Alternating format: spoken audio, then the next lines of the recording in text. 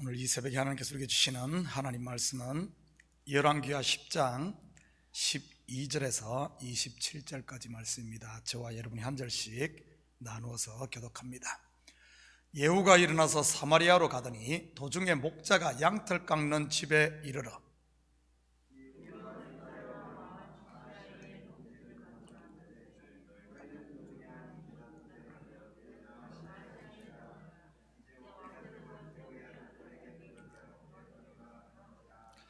이르되 사로잡으라 하매 곧 사로잡아 목자가 양털 깎는 집 웅덩이 곁에서 죽이니 42명이 하나도 남지 아니하였더라.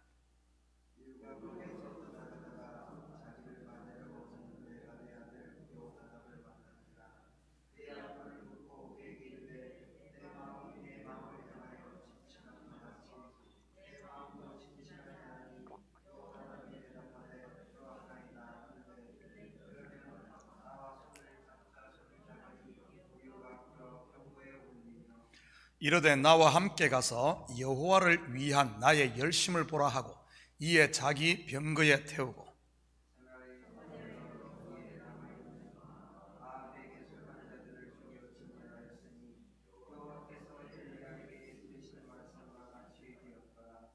예후가 뭇 백성을 모으고 그들에게 이르되 아합은 바알을 조금 섬겼으나 예후는 많이 섬기리라.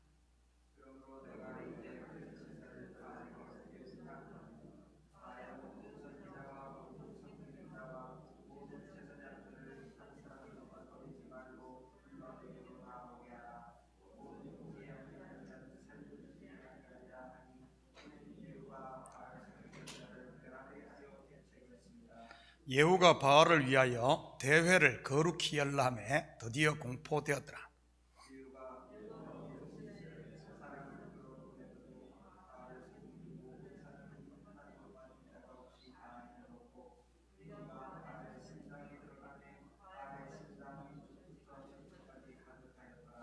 예후가 예복 맡은 자에게 이르되 예복을 내다가 바알을 섬기는 모든 자에게 주라 하매 그들에게로 예복을 가져온지라.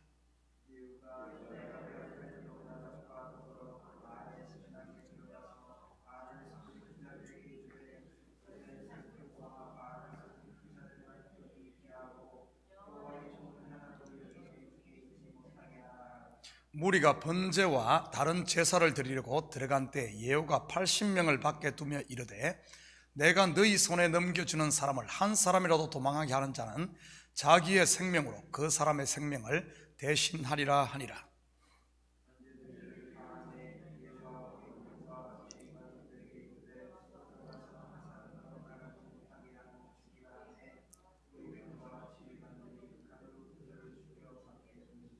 바알의 신당 있는 성으로 가서 바알의 신당에서 목상들을 가져다가 불사르고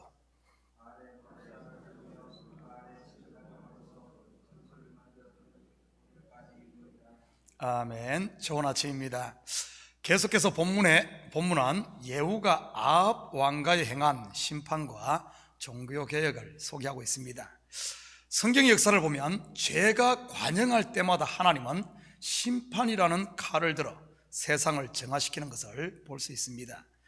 대표적인 것이 노아의 홍수 심판과 소돔과 고모라의 불심판, 그리고 가나안 7족속에 대한 심판 등이지요. 그런데 이러한 심판은 단순히 멸망 자체에 있는 게 목적이 아닌 구원과 정화에 있음을 알아야 합니다. 홍수를 통해 옛 세상을 씻어내고 새 세상을 만들었지요. 그리고 그 홍수 심판 가운데서 노아의 가족 8명과 방주에 탄 짐승들을 구원하셨고요. 소돔과 고모라의 심판도 마찬가지입니다. 그곳에서 고통받던 아브라함의 조카 롯을 건져내지 않습니까? 가나안에 대한 심판을 통해서는 여리고의 기생 라합을 구원하고 또한 그 땅을 이스라엘 백성들에게 기업으로 주었습니다. 본문의 예후를 통한 아합 왕가의 심판도 마찬가지입니다. 북이스라엘의 역사 가운데 가장 죄악의 극치를 달렸던 때가 바로 아합과 이세벨의 통치 기간이었습니다. 금송아지를 하나님으로 속이는 거짓을 넘어 이방신인 바알과 아세라를 버젓이 이스라엘의 종교로 만들었으니 말이지요. 이러한 때 하나님께서는 엘리야 선지자와 엘리사 선지자를 통해 하나님의 살아계심을 드러내고, 그리고 예후를 왕으로 세워 아합 왕가에 대한 이 심판과 함께 종교개혁을 단행케 하지요. 남유다가 하나님을 떠나 죄악의 극치를 달릴 때에는 히스기야라는 이 왕과 요시야를 세워 종교개혁을 단행함으로 나라를 정화시키는 것을 보게 됩니다. 그 뒤에는 아예 바벨론의 느부갓네살 왕을 들어 유다를 멸망시키고 70년간 이 바벨론 포로 생활을 시키므로 그들을 또한 정화시킵니다. 그때 정결케 되어 돌아온 자들을 우리가 남은 자라고 하지 않습니까? 기독교 역사 가운데 일어난 중세시대 마틴 루터의 이 종교개혁도 같은 맥락으로 볼 수가 있습니다. 이것은 하나님의 백성인 성도들 개인에게도 마찬가지입니다. 여러분 가운데 크고 작은 무너짐이 있습니까? 왜 나만 그런지 모르겠다고 불평하지 마시고 기도 가운데 자신을 겸허히 돌아보시며 하나님의 뜻을 발견할 수 있기를 축복합니다. 그러면 그 무너짐 곧 화가 복이 되니까요. 어제 새벽에 말씀드렸듯이 화와 복, 죽음과 생명, 십자가와 부활, 심판과 구원은 동전의 양면처럼 하나의 짝이니까요. 하나님의 뜻 곧 진리를 알고 보면 모든 것이 하나님의 사랑이요 하나님의 선인 것입니다. 아합 가문의 모든 남자들을 심판한 예후는 이제 사마리아로 입성을 합니다. 당시 사마리아는 아합의 부친인 오므리가 수도로 정한 이후 아합 왕가의 이 왕궁이 있는 곳이지요. 예후는 사마리아로 가던 도중 목자의 양털 깎는 집에서 유다의 아하시아의 형제들 42명을 만나 모두 또한 죽입니다.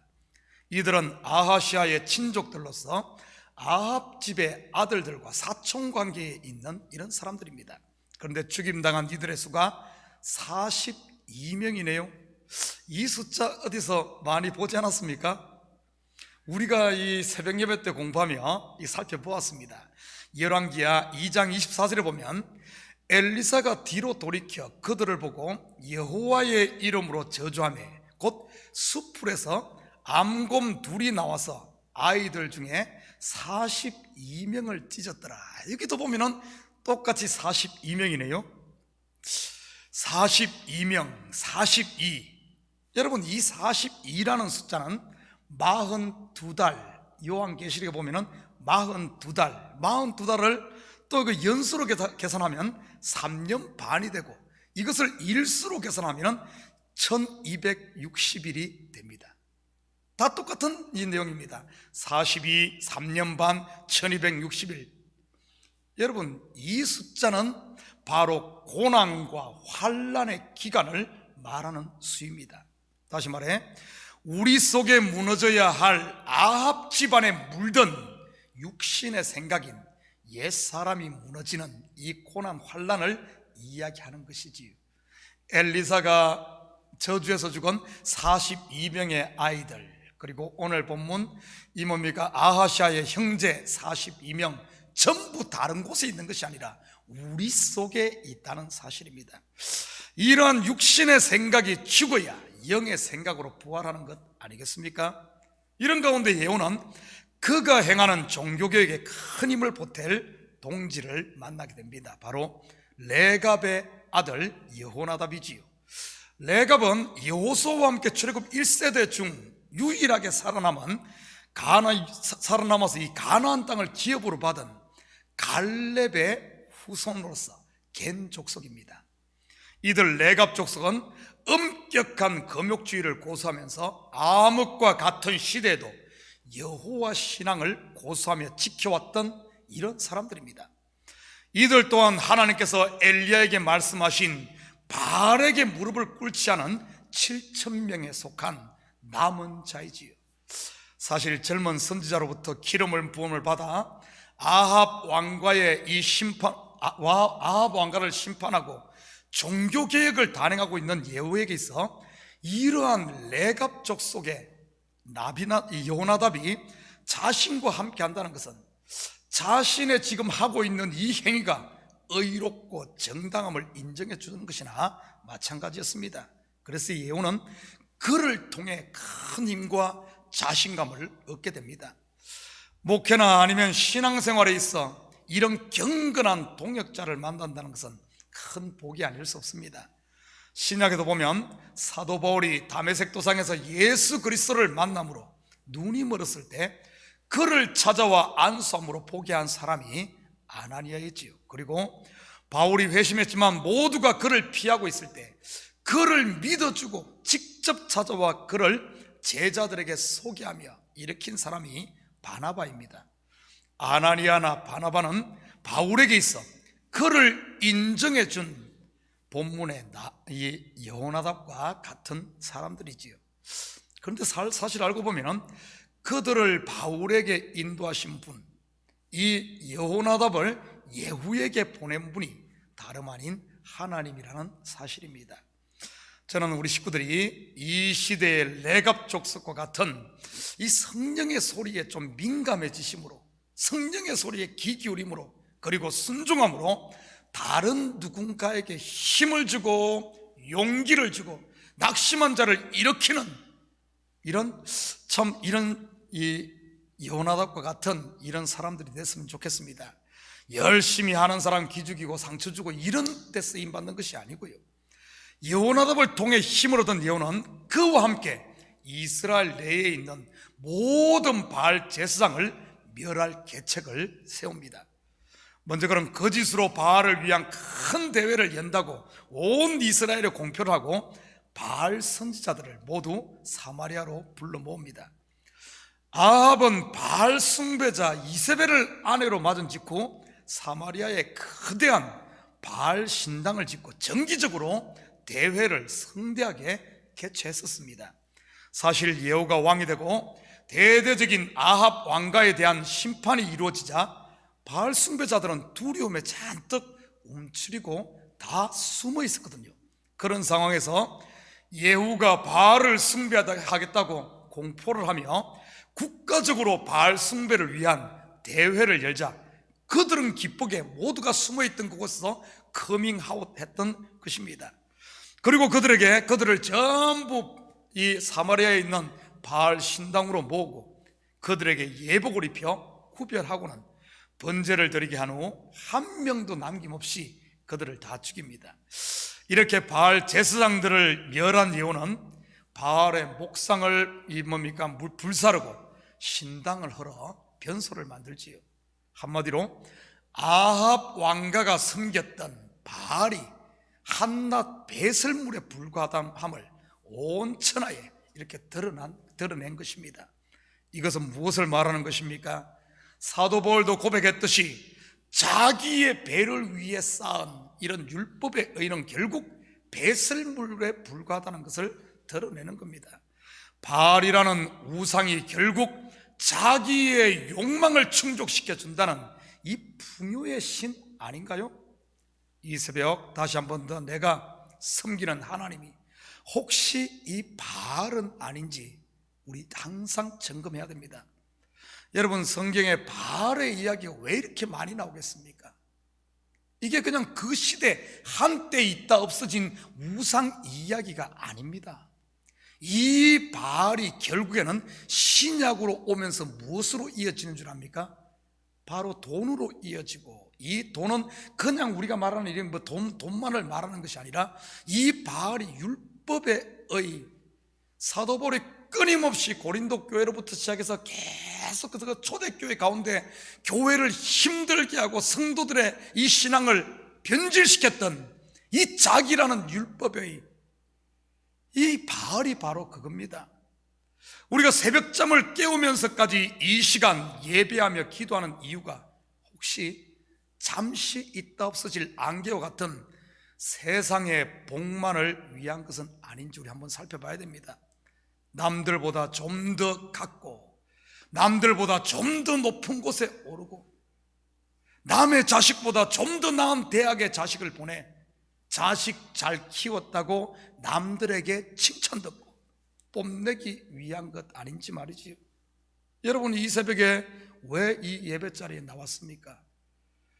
나 같은 죄인 살리신 주님의 은혜에 감사해 나왔습니까? 아니면은 하나라도 더 얻기 위한, 자기 배를 위한 욕심으로 나왔습니까?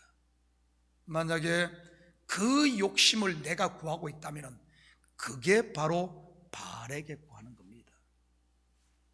하나님은 저와 여러분을 위해 자신의 독생자 아들 곧 전부를 다 주었는데 그것을 알지 못하고 다른 무엇을 얻겠다고 한다면 어쩌면 아직 복음을 모르는 것일 수 있다는 사실이지. 혹시 그런 분이 계시다면 내게 주신 복을 먼저 세어보시기 바랍니다. 내가 받은 은혜를 먼저 아시기 바랍니다. 모르겠으면 하나님의 은혜를 알게 달라고, 십자가의 은혜를 알게 달고 주님께 간구하시기 바랍니다.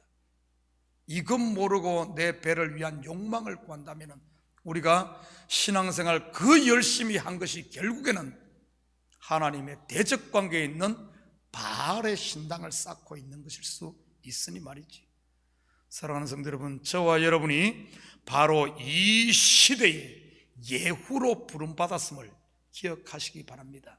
바로 내 속에 있는 이 바알 신당을 헐고 내 속에 있는 아합을 심판하고 나라는 옛생각, 옛사람을 쫓아내는 이 시대의 예후로 말이지. 여러분, 옛사람이 내 속에서 요동할 때마다 적당하게 타협하며 넘어가지 마시고 예수 그리스도의 이름으로 물리치심으로 아들의 핏값으로 산 저와 여러분을 바알의 신당이 아닌 성령이 거하시는 거룩한 성전, 곧 하나님의 나라, 우리가 그렇게 돼야 되지 않겠어요? 그리고 그 하나님의 나라를 사는 것이 우리가 되어야 될 줄 믿습니다. 오늘 하루도 이 하나님의 나라로 살며 우리를 통해서는 오직 내 모습은 간 곳 없고 나를 위해 십자가 지시고 다시 살아나셔서 하나님 우편에 계신 왕이 되신 예수의 그 은혜, 예수의 사랑, 예수를 드러내는 정인으로, 그리고 이 시대 그리스도인으로 사는 우리 식구들 되기를 주님의 이름으로 축복합니다. 같이 기도하십시다. 사랑의 아버지 하나님, 참으로 감사드립니다. 이 새벽을 깨우신 하나님, 분명 하나님의 뜻이 있어 우리를 부른 줄 믿습니다. 아버지 하나님, 이 시간 아버지 하나님, 우리 속에 이런 바알의 흔적들이라도 보이거든 우리를 예후로 불렀다는 이 사실을 알고 뒤로 주춤주춤하는 것이 아니라 과감히 십자가 배에 엎드림으로 말미암아 나는 죽고 예수로 살아 매일매일의 삶이 부활의 삶, 새 생명으로 사는 우리 식구들 다 되게 도와주시옵소서. 감사드리며 예수님의 이름으로 기도드립니다. 아멘.